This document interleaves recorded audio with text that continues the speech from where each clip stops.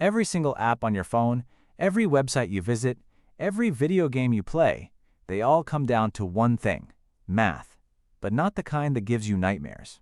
In Python, expressions are the engine behind everything, and once you understand them, you'll see code completely differently. Hey everyone, welcome back. In this video, we're diving into Python expressions, what they are, how they work, and how Python actually thinks through your code step by step. By the end, you'll understand how Python evaluates math, handles different data types, mixes them together, and even how to do some tricks that'll save you time. Let's get into it. Section 1. What is an expression? Here's a question. What does 2 plus 2 actually mean to a computer? It sounds obvious, but think about it. When you write 2 plus 2 in Python, you're not just typing numbers, you're giving Python a job to do. That job is called evaluating an expression. An expression in Python is any combination of values, variables, and operators that Python can calculate down to a single result. So 2 plus 2 is an expression. It evaluates to 4. The number 10 by itself is also an expression. It evaluates to 10. Even a variable like x, if it holds a value, is an expression. The key idea here is that expressions produce a value. That's what makes them different from other parts of Python. A statement tells Python to do something, like store a value or print something. But an expression just calculates and returns a result. Now here's something interesting. Python has a built-in tool called the interactive shell, where you can type an expression and instantly see what it evaluates to. It's like a calculator that speaks Python. And that little detail matters more than you'd think, but we'll come back to that later. Section 2. Arithmetic operators. Alright, let's talk about the operators that make expressions tick. You already know the basics. Addition, subtraction, multiplication, division. In Python, those look exactly how you'd expect. Plus sign, minus sign, asterisk for multiplication, and / for division. But Python has some extra operators that most beginners overlook, and they're surprisingly useful. First up, the double asterisk. That's the exponentiation operator. If you write 2 times asterisk 3, Python gives you 8. That's 2 to the power of 3. No need for a special function, just 2 asterisks. Then there's the floor division operator, 2 forward slashes together. When you write 7//2, instead of getting 3.5, you get 3. Python throws away the decimal and gives you just the whole number part. This is super useful when you need to split things evenly without fractions. And finally, the modulo operator, the percent sign. Write 7%2 and you get 1. That's the remainder after dividing 7 by 2. Sounds simple, but programmers use this all the time, for checking if a number is even or odd, for cycling through lists, for all kinds of logic. So you've got 7 arithmetic operators in Python total. But here's the thing. What happens when you use more than one in the same expression? Which one does Python calculate first? That's where things get really interesting. Section 3. Operator precedence.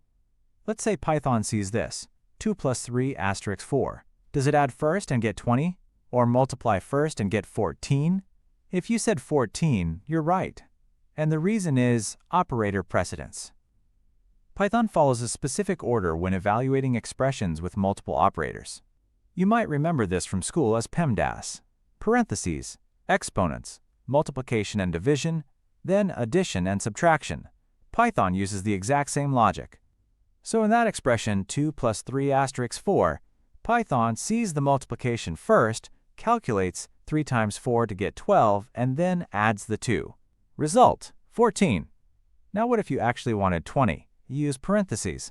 Write it as 2 plus 3 asterisk 4, and now Python does the addition inside the parentheses first, getting 5, then multiplies by 4. Result, 20. Parentheses are your best friend here.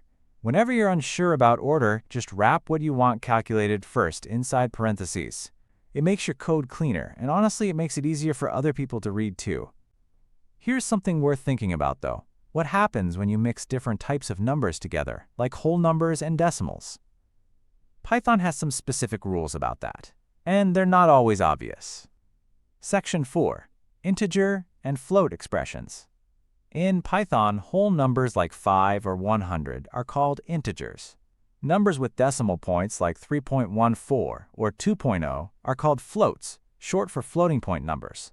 These two types behave a little differently when you put them in expressions. When you do math with two integers, Python usually gives you an integer back. 6 divided by 2 gives you 3, clean, whole number. But there's one big exception, the regular division operator. Even when dividing two integers that divide evenly, Python's / always returns a float. So 6/2 gives you 3.0, not 3. That .0 matters. When you mix an integer and a float in an expression, say 5 plus 2.0, Python automatically converts the integer to a float and gives you a float result.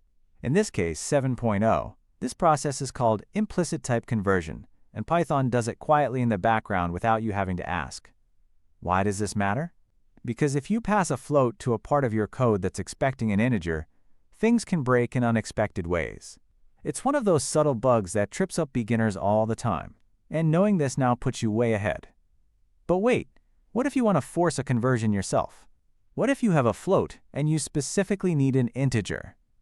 That brings us to something called explicit type conversion, and it opens up a whole new layer of control. Section 5. Type conversion and mixed expressions. Python gives you built-in functions to convert between types manually. The int function converts a value to an integer. The float function converts to a float. Simple as that. So if you have the float 7.9 and you run int 7.9, Python gives you 7, not 8. It doesn't round, it just cuts off the decimal. That's called truncation. If you need proper rounding, Python has a round function for that. Going the other direction, float 5 gives you 5.0. You've just added a decimal point. This becomes really important when you're working with user input. When someone types a number into your program, Python reads it as text by default, not a number. So before you can do any math with it, you need to convert it. That's where int and float become essential tools in your code every single day. Here's the bigger picture. Expressions are everywhere in Python. Every time your code makes a decision, every time it calculates something, every time it checks a condition, there's an expression doing the work behind the scenes. You've just learned what expressions are, how arithmetic operators work, how Python decides which calculation to do first, how integers and floats behave differently, and how to convert between types. That's a solid foundation. Now here's your challenge. Open up a Python shell, type in a few expressions yourself, and try to predict the result before you hit enter. That guessing game is genuinely one of the best ways to build your Python instincts fast. If this video helped you, hit that like button. It seriously helps more people find this content. Subscribe if you want the rest of this series, because we're going from expressions straight into variables and input next, and that's where your programs start to actually do things. Drop a question in the comments. Seriously, no question is too basic. I read every single one. See you in the next video.